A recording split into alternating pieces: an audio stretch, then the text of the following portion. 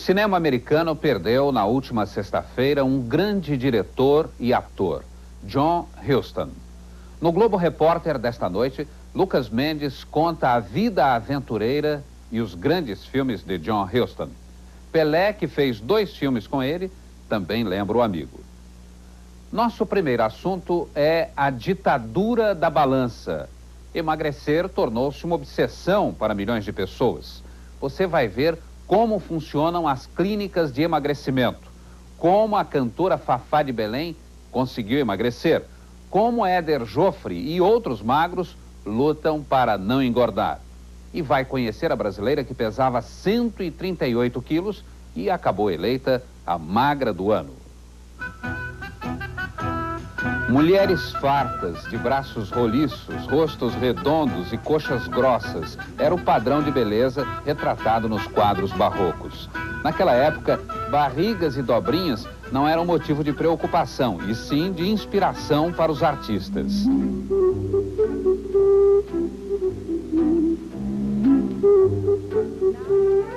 Na arte contemporânea, os gordos voltam a aparecer na pintura do colombiano Fernando Botero. Só que não trazem nos olhos a alegria e a paz que tinham as mulheres do século XVII. Mudam os tempos, mudam os gordos.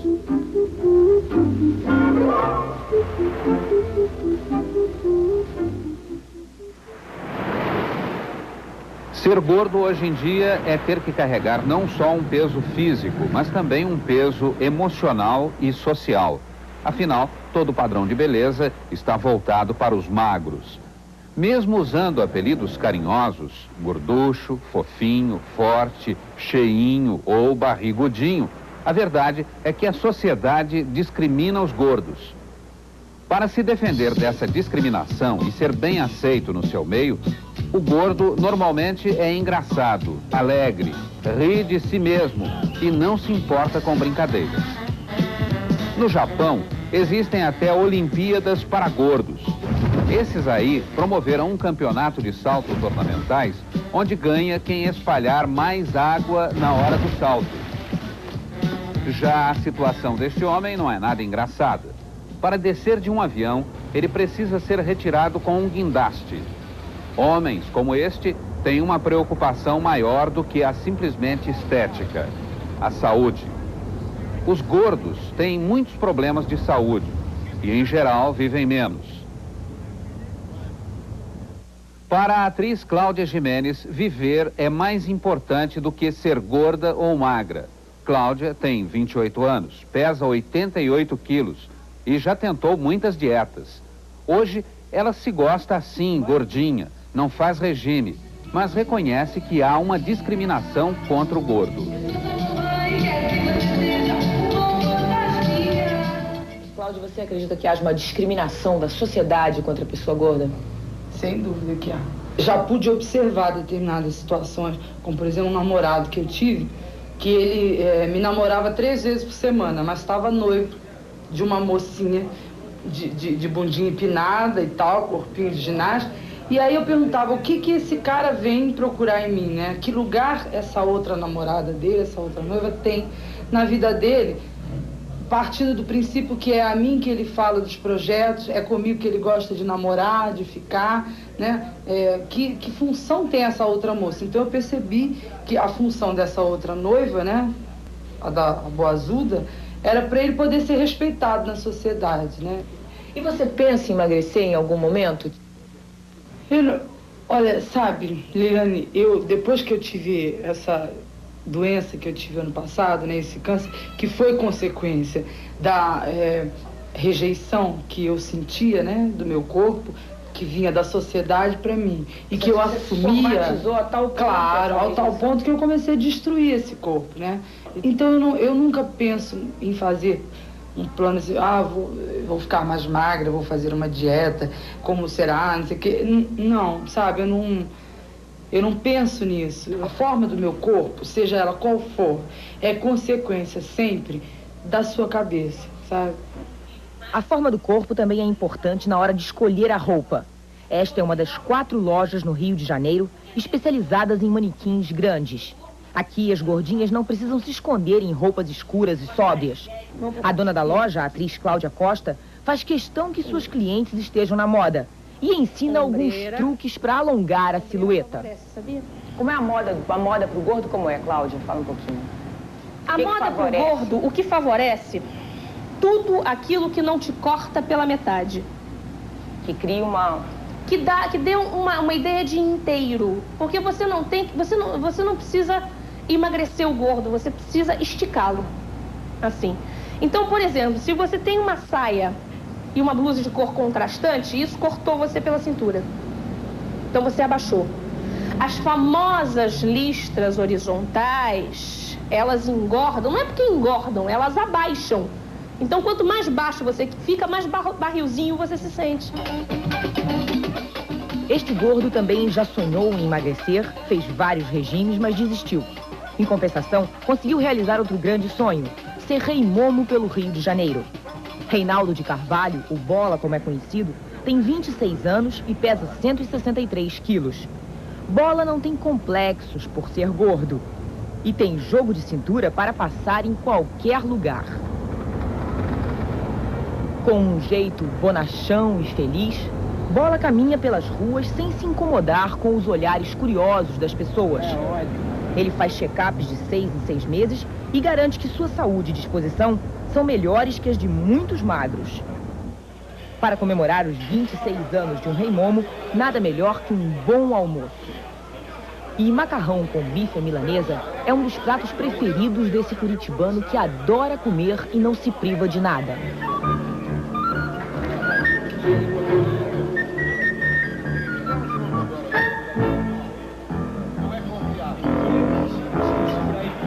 No almoço oferecido pela confraria do garoto, muitos amigos, brincadeiras e risos. Você é feliz, Bola, com esse corpão todo? Olha, você veja bem, eu não sei se eu me acostumei a ser gordo. Eu tentei, logicamente, que quando eu era mais novo, pintava aquele lance de mas eu preciso emagrecer, preciso ficar com o corpo bonitinho. Até que cheguei à conclusão de que se eu gostar de mim como eu sou, as pessoas também vão gostar de mim. Então, comecei a encarar que eu sou o homem mais bonito do mundo. E sou realmente o homem mais bonito do mundo. Eu me olho no espelho, digo, você é lindo. Aquela coisa de arrumar o cabelo e dizer, é hoje. Entende? Então, realmente, eu me acho o homem mais lindo do mundo. Tenho certeza que as gatinhas também são chegadas. Aí pinta aquela coisa... Pinta namorada, pinta aquela coisa do... Sabe? Porque eu levo vantagem sobre tudo. Porque se ela tem um namorado muito magro, ela vai apertar o namorado, é só costela. Em mim não, é aquela coisa fofinha. Aí ela tá cansada, você põe ela pra dormir no teu ombro. Já tem o amortecedor, quer dizer, tá tudo bem. O táxi é o seguinte, você veja só. Se você estiver na rua e aparecer por inteiro, não para nada. Então você vai ficar entre um carro e outro. Aí você faz o sinal, ele vem. Fica meio escondidinho. Reduz a marcha, diminui e vem chegando. Quando ele chega pertinho, que ele olha o tamanho da perna, ele engata, vai embora. Engata e vai embora. A seguir, o sucesso do regime de Fafá de Belém e Rosalie, a mulher que emagreceu 72 quilos.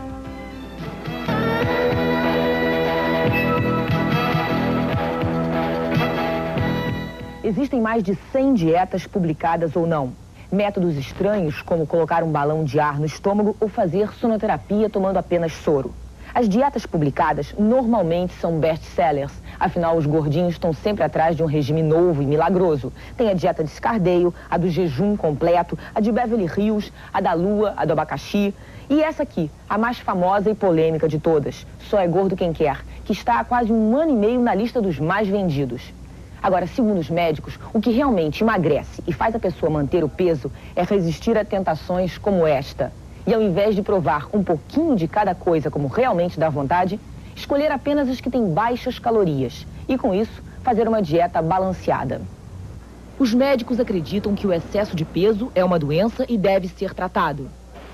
Cada pessoa tem, em média, 25 bilhões de células de gordura no corpo. Mas a ciência já comprovou que a superalimentação nos primeiros anos de vida faz com que essas células se multipliquem até 4 vezes. Elas podem chegar a mais de 100 bilhões. E uma vez no corpo, nunca mais desaparecem. As células são como 100 bilhões de boquinhas sempre à espera de mais comida. Doutor Paulo, algumas mães pensam que o seu bebê tem que ser gordinho e o seu filho tem que ser gordinho. A obesidade é saúde? Por que gordura teve sinônimo de saúde? No Brasil, principalmente. Por causa da tuberculose. Então, como não havia tratamento para tuberculose, o tratamento para tuberculose era mandar a pessoa para Campos do Jordão, mandar para Correia, mandar para Tesório e comer bem.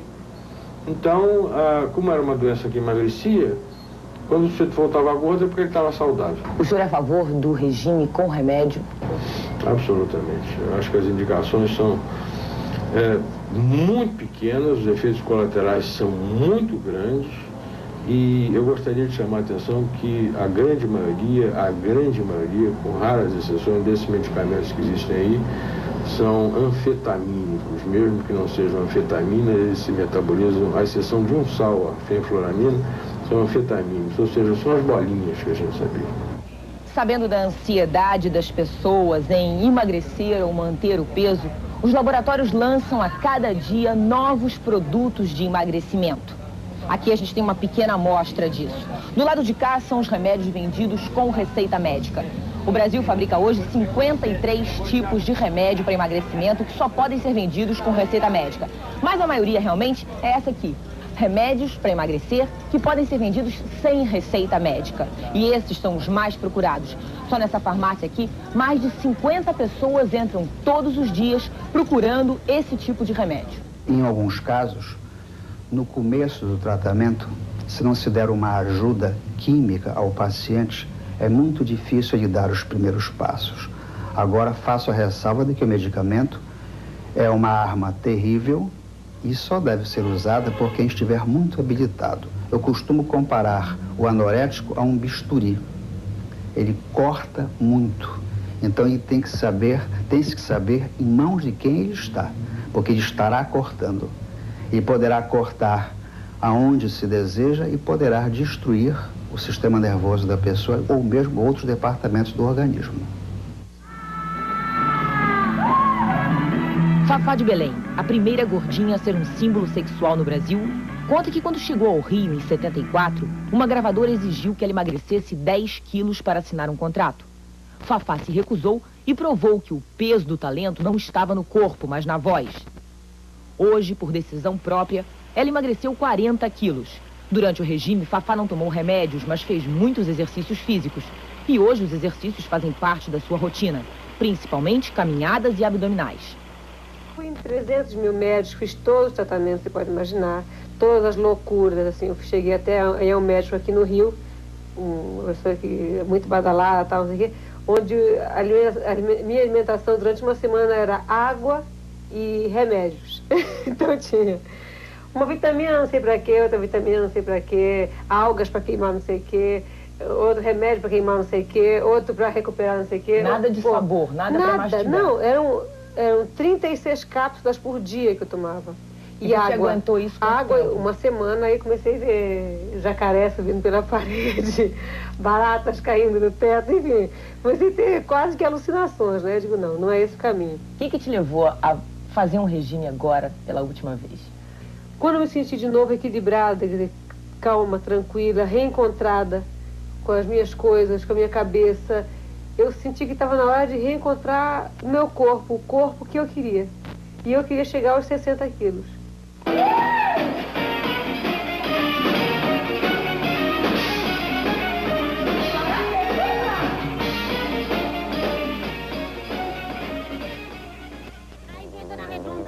Sabe quanto é que ela pesou hoje? 300 quilos. Dona Redonda, a mulher que explodiu de tanto comer na novela Saramandaia em 77, foi representada por uma gordinha muito famosa, a atriz Wilza Carla. Depois dela apareceram várias outras Donas Redondas. Rosali Maria de Castro, de 43 anos, foi uma delas. Pesava 138 quilos. Em 2 anos, Rosali ficou assim, quase irreconhecível. Ela perdeu 72 quilos e, é claro, o apelido de Dona Redonda. Rosalie levou o regime dos vigilantes do peso tão a sério que foi eleita a magra do ano e conquistou o direito de ir a Londres representando o Brasil. Rosalie Maria de Castro. No concurso internacional, Rosalie ficou em terceiro lugar. Aqui no Brasil, ela é uma espécie de ídolo dos vigilantes do peso. Essa entidade promove reuniões semanais em 6 cidades brasileiras. O objetivo é ensinar os gordinhos a comer. E a orientadora conhece bem as dificuldades. As orientadoras são sempre ex-gordas. Quem entra para o vigilante não usa remédio, mas tem que usar a balança. Pesar deve se tornar um hábito. Como foi essa descoberta de uma nova pessoa depois que você emagreceu? Bom, a coisa começou quando eu acho que perder peso você se despe, né? É como se eu estivesse me despindo de 72 quilos. A partir daí, surgiu uma nova mulher que eu realmente desconhecia. Porque, vamos dizer, eu afoguei durante mais de 10 anos, né? Então surgiram novas identidades. Eu acho que não é uma identidade só, são várias. Como foi que você decidiu, finalmente, levar um regime até o fim? Foi esse meu médico que me conheceu magra, né? Eu tenho problema realmente circulatório, não poderia engordar nunca. E ele me disse se eu já tinha pensado que eu estava me matando, que eu estava me suicidando. Estava com a saúde comprometida, né, aos 40 anos. Quer dizer, ele me ajudou nessa parte, a me dar uma nova chance, não, a me dar quantas chances forem necessárias. Eu acho que tem que dar quantas forem necessárias, até achar aquilo que pode realmente levar ao sucesso, né? E eu realmente tentei e consegui. O prazer com a dieta foi tão grande que Rosalie resolveu dividi-lo com outras pessoas. Hoje ela faz comida congelada de dieta para vender. Tudo pesado e medido com muita atenção. Dessa maneira, outras pessoas também podem ter sucesso em seus regimes.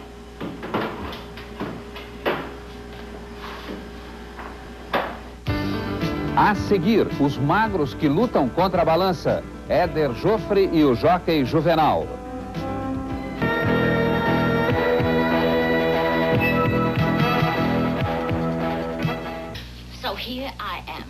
Elizabeth Taylor, a mulher que encantou homens de todo o mundo em seus filmes. Há alguns anos, o álcool e as drogas levaram Liz Taylor a pesar 85 quilos. Hoje, depois de se internar numa clínica para alcoólatras e viciados e perder 25 quilos, a imagem de Liz Taylor é bem diferente. Aos 55 anos, ela pesa 60 quilos, veste manequim 42 e se orgulha de estar com a cintura tão fina quanto há 25 anos. Outro que luta contra o peso é Éder Joffre, o homem que projetou o Brasil no mundo do boxe, o maior campeão de todos os tempos na categoria peso galo. Em 2 décadas, Éder Joffre esteve no ringue 81 vezes, disputando títulos pelas categorias peso galo e peso pena. Dessas 81 lutas, ele venceu 75, empatou 4 e perdeu 2 por pontos. O que pouca gente sabe é que esse campeão, que é vegetariano há mais de 30 anos, não lutou apenas com boxeadores. Sua grande luta em toda a carreira foi sempre contra a gordura. Como peso galo, ele não poderia passar de 53,5 kg. Por isso, antes das lutas, Éder Joffre quase sempre precisava nocautear os quilos a mais que sempre o perseguiram.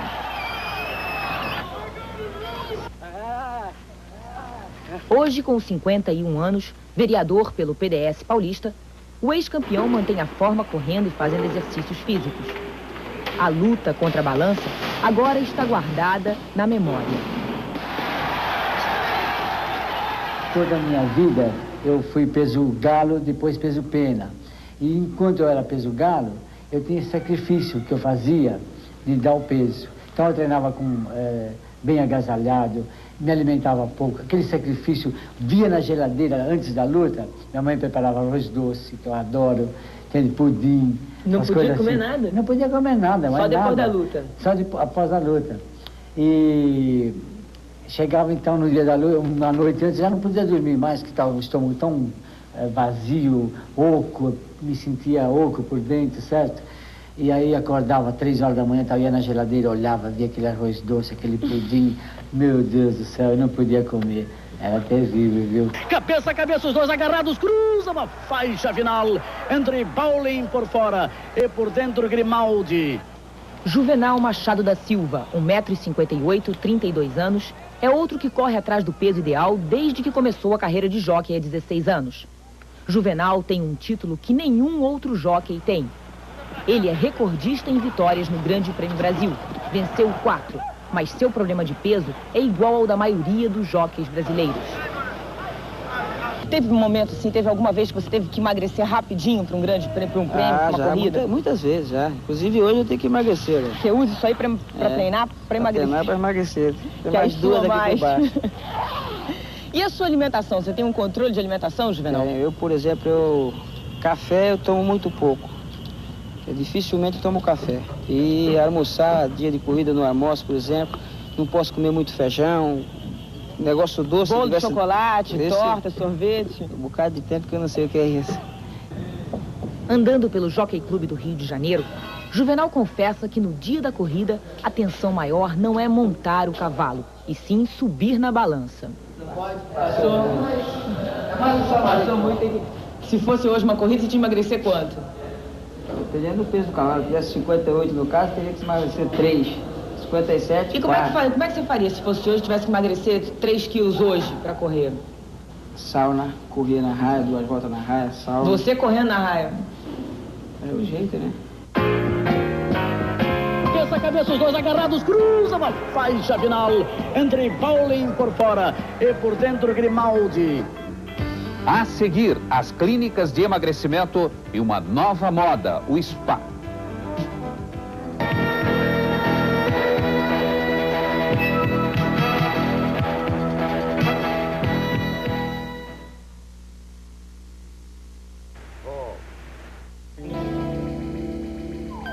Para a maioria das pessoas, engordar é fácil, mas emagrecer é lento como um exercício de Tai Chi Chuan. Por isso elas acabam se reunindo em grupos. Nas clínicas de emagrecimento, por exemplo, as pessoas descobrem que têm problemas mais ou menos iguais. E isso faz com que elas apoiem e incentivem umas às outras. Na clínica Vila Rica, em Itaipava, a proposta é gastar muita energia em longas caminhadas e queimar calorias em massagens ou aparelhos especiais.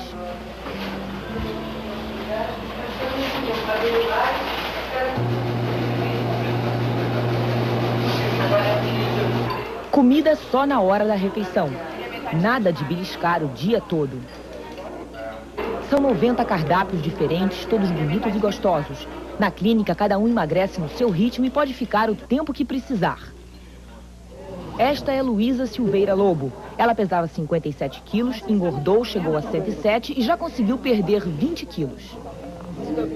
Olha, eu não acredito que gordo seja feliz. Né? Eu comecei a assumir a minha gordura e assumir que eu não era feliz gorda e que eu estava me iludindo e não estava querendo enfrentar a vida. Então, é todo um processo que você tem que quebrar, né? Você tem que fazer a opção pela sua vida, a opção por ser feliz, né? E é muito difícil você ter um relacionamento você sendo gorda. Porque se você não gosta de você mesmo, como é que você vai tirar a roupa, né? Como é que você vai se abrir numa relação, se deixar ser abraçada, o homem vai segurar um monte de gordura aqui do lado, né? Um monte de perna frouxa, entendeu? Como é que você vai colocar um biquíni, né? Como é que você vai transar a sua sensualidade? E na tua casa, tua geladeira? Você vai muito na geladeira hoje? Como é? A geladeira é um trauma. Foi a pior invenção do homem na minha vida. Porque lá você armazena todas as suas angústias, né? Todas as suas ansiedades, os seus desejos, os seus sonhos, né? Segundo a Luísa, os gordinhos normalmente são casados com a geladeira. E ela também não foge à regra, não. Bom, a geladeira da minha casa passou a ser o retrato da minha luta contra a gordura. Então, por fora, eu coloquei um pôster que significasse saúde, uma vida dinâmica, ativa, uma luta. E por dentro eu coloquei os retratos que mostram a minha fase, as várias fases da minha vida, quando eu era mais magra e quando eu comecei a engordar.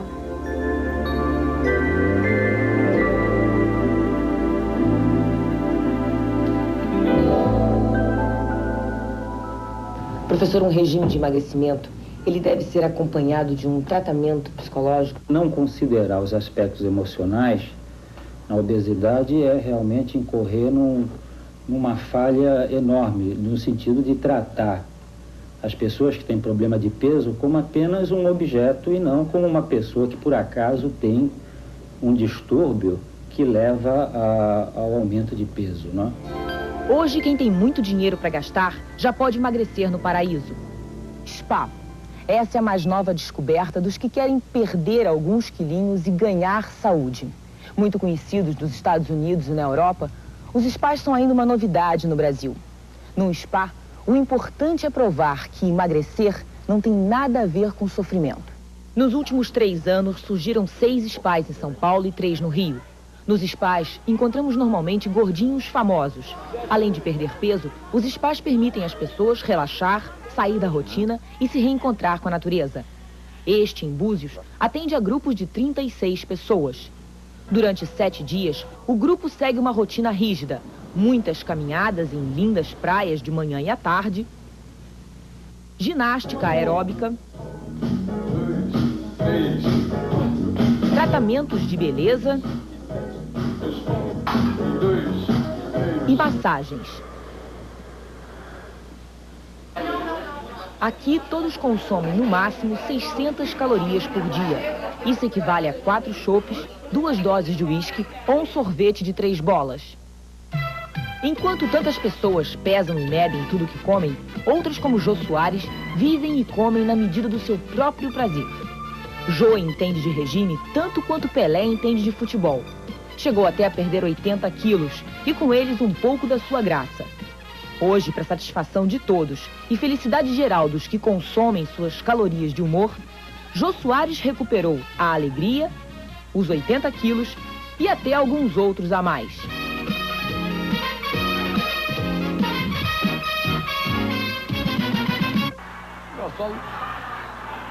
Não consigo me pesar há anos. Ser feliz é importante, mas ter saúde é muito mais. E os médicos têm todos a mesma opinião. A boa saúde depende de uma boa alimentação. Quem precisa emagrecer deve, antes de mais nada, querer emagrecer. E depois, mudar seus hábitos alimentares, trocando açúcares, massas e frituras por carnes brancas, frutas e legumes. Essa reeducação pode ser um pouco difícil no começo, mas quem já emagreceu garante. A satisfação de perder peso é muito maior que o sacrifício da dieta. Nosso próximo assunto, a vida e os filmes de John Huston. Pelé lembra os filmes que fez com um amigo.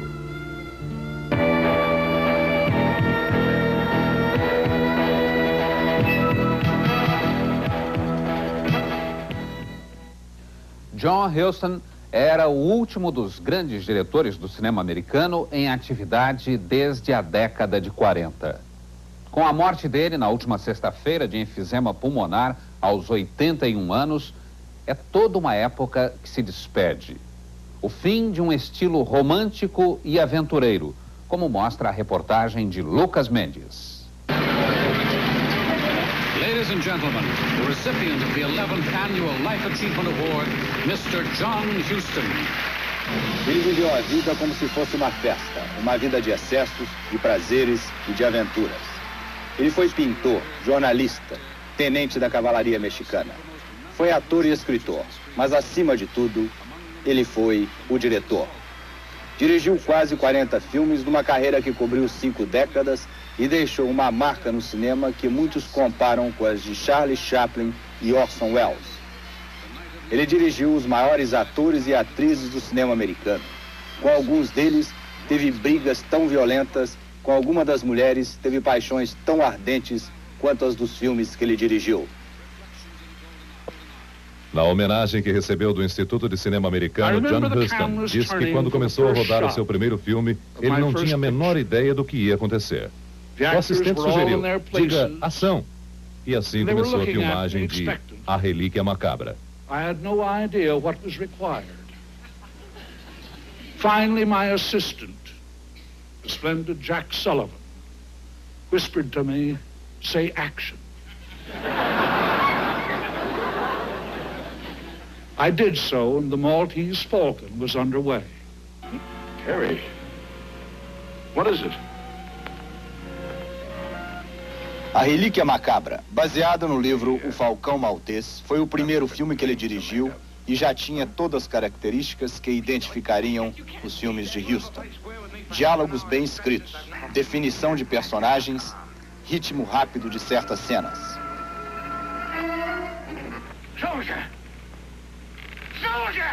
Nenhum diretor dava tanta liberdade de criação. Trabalhou mais com Humphrey Bogart do que qualquer outro ator. Juntos fizeram 6 filmes e tornaram-se grandes amigos pessoais. Mas quando perguntaram a Huston qual era o maior ator do cinema americano, ele respondeu sem hesitar: Marlon Brando.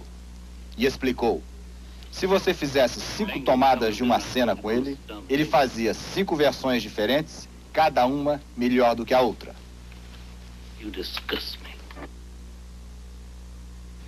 O cinema estava no sangue de John Huston. O pai, Walter, era ator e aos 3 anos colocou o filho no palco. Mas John tentou muita coisa antes de se entregar ao cinema. Primeiro tentou a pintura e chegou a vender alguns esquetes nas ruas de Paris. Quando se apaixonou por cavalos e não tinha dinheiro para comprá-los ou alugá-los, entrou para a cavalaria mexicana. Foi jornalista em Nova York e, pela própria avaliação, foi péssimo repórter. Durou pouco. Mas ele sabia escrever, e o pai, que já estava em Hollywood, indo bem, acabou convencendo o filho a ir juntar-se a ele. Huston já tinha mais de 30 anos, estava sem emprego e sem dinheiro, mas em pouco tempo firmou-se em Hollywood, escrevendo ou reescrevendo roteiros. E foi de novo o pai quem o convenceu a ser diretor. E ele acabou dirigindo o próprio pai, noutro clássico que deu Oscars para ambos. You're so dumb, you don't even see the riches you're treading on with your own feet. Ele estava dirigindo A Glória de um Covarde quando decidiu sair dos Estados Unidos logo que acabasse o filme, em protesto contra a perseguição aos comunistas durante o período macartista. Ele nunca foi comunista, mas ficou tão revoltado com as perseguições que, também por causa de impostos, tornou-se cidadão irlandês e se recusava a trabalhar nos Estados Unidos. Ele foi dirigir Uma Aventura na África com Humphrey Bogart e Catherine Hepburn, em Uganda. Foi a primeira vez que ele dirigiu uma atriz de talento e temperamento fortes. Apesar dos boatos, nunca houve romance entre Huston e Hepburn. A paixão dela era Spencer Tracy, e ela não olhava para homem nenhum. Mas tornou-se minha companheira de caçadas, contou Huston.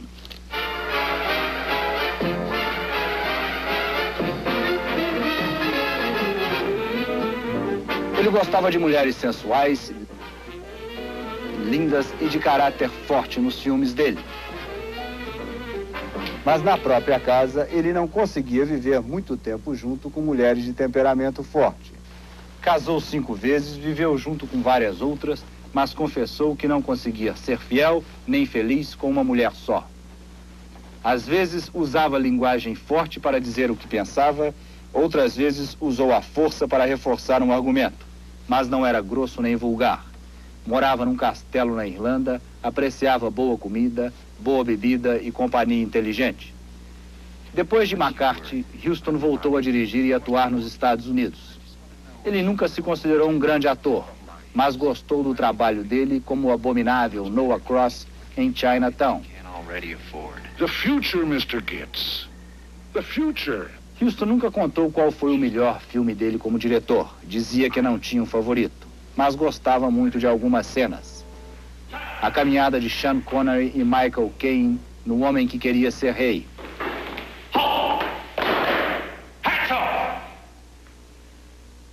Gregory Peck amarrado na baleia em Moby Dick.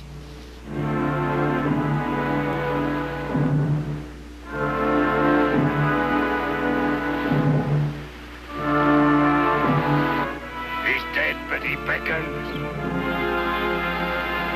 Numa entrevista em 58 em Nova York, ele contou algumas de suas regras fundamentais de direção. A essência, disse Huston, o gênio da tela é o movimento. Se você consegue compor com movimento, uma coisa que o pintor não pode fazer, lançaram um movimento contra o outro, sua cena é um sucesso. Mas não mude o cenário em cada tomada. Faça com que a câmera mova ao mesmo tempo que os personagens. Com os atores, a regra dele era mais simples. Faça o que você sente, dizia Huston. E a fórmula dele funcionou com centenas de atores e até com amadores, um deles muito conhecido nosso.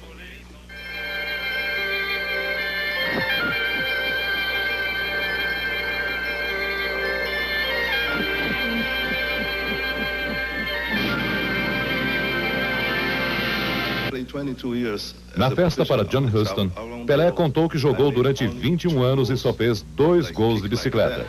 No filme, ele fez vários numa só partida. Esse homem, disse Pelé, fez um milagre. Me transformou numa estrela de cinema. Com Pelé, Huston atuou neste outro filme que nunca entrou em circuito comercial nos Estados Unidos, mas ele e Pelé receberam ótimas críticas.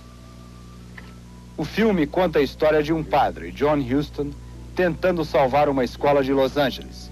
Pelé faz o papel de Pelé, um técnico que vai ajudar o time do padre num jogo decisivo para salvar a escola.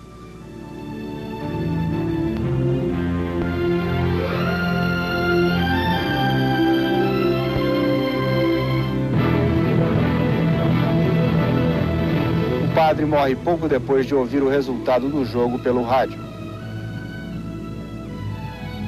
Ele sempre foi, assim, pelo menos conosco, no pouco tempo que eu conheci, ele sempre foi uma pessoa muito positiva. Mesmo com a enfisema que ele tinha, que às vezes ele tinha que pegar um oxigênio para terminar de explicar a cena, ele terminava, tossia, aí largava. No filme, esse filme Mais no Miracle, ele aparece algumas vezes tomando umas pílulas, que na realidade ele estava tomando mesmo como remédio. E no filme parecia que era parte da cena, mas ele tomava mesmo o remédio.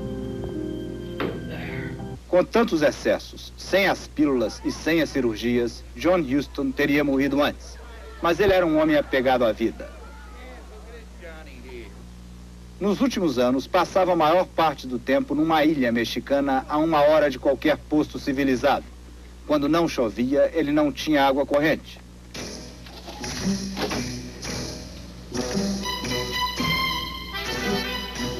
Mas aos 78 anos, quando todos achavam que ele estava pronto para a morte, Huston voltou para os Estados Unidos para dirigir e atuar na honra do poderoso Prince. Nele dirigiu a própria filha e ambos ganharam Oscars. So, let's do it. Estava tentando completar o ciclo, trabalhando como ator no filme do próprio filho, Tony, quando veio a morte. Noutra entrevista, comentando que aprovava a decisão do amigo Hemingway que tinha se suicidado, Huston disse que jamais imitaria o amigo e contou como gostaria da própria morte. Eu quero que ela chegue bem devagar, cuidadosa, me toque e diga, deite, chegou a hora. 3 anos depois dessa entrevista, a morte chegou de noite e fez como o diretor queria, gentilmente, numa só tomada.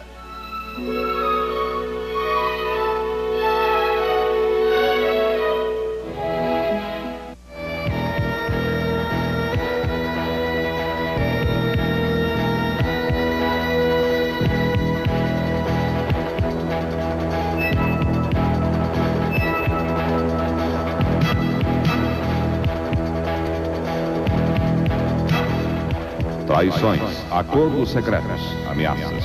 Do submundo do crime, um jogo de interesses dominado pela violência. A queima-roupa, hoje no Festival de Sucessos.